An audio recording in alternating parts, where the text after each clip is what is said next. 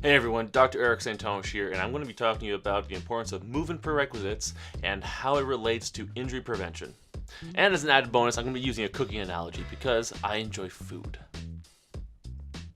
So like I said, movement plays such a big role in how, where, when, and the severity of injury formation. So for example, with the overhead press, you have let's say we have three different movers: the glenohumeral joint, the scapula, your upper back.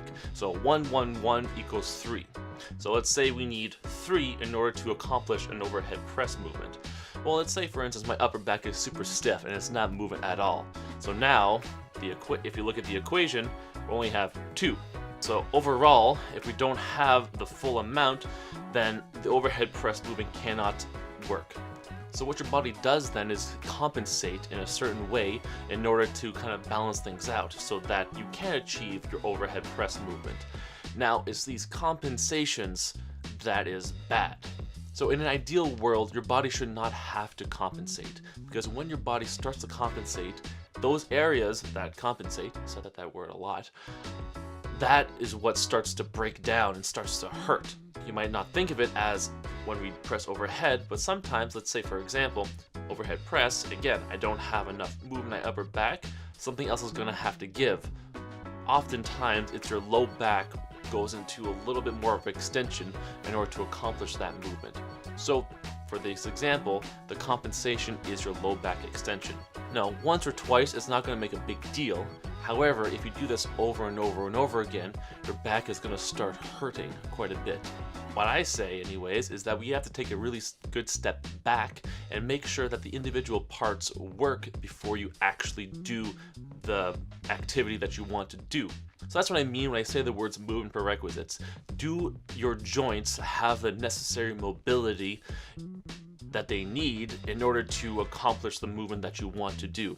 If the answer is no, then you don't do the damn movement. You know, I'm sure you've gone into an elevator before and they say, maximum load 700 pounds.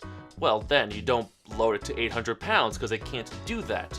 Same thing here. If your shoulder can't move all the way up, don't put weight over your head because your body can't handle that and it's going to start to break. So now for my cooking analogy. Let's say each ingredient or each part of the dish represents a specific joint, and the dish itself represents the movement I'm trying to do. So if I'm pressing overhead, I need shoulder blade, and upper back. So if I'm making breakfast, I need eggs, I need apples, and I need avocado.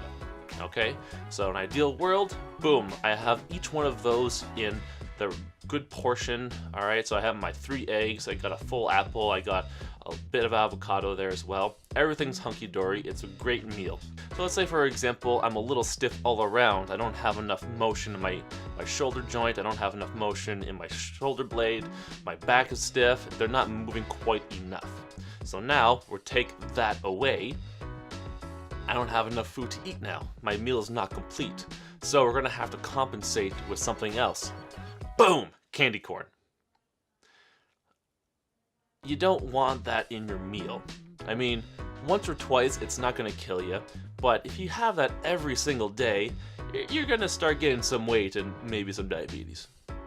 So the same way you want to have good ingredients for your meal, you want to make sure that the mobility in your joints that make up your movement are moving well enough and are strong enough in the ranges that you need.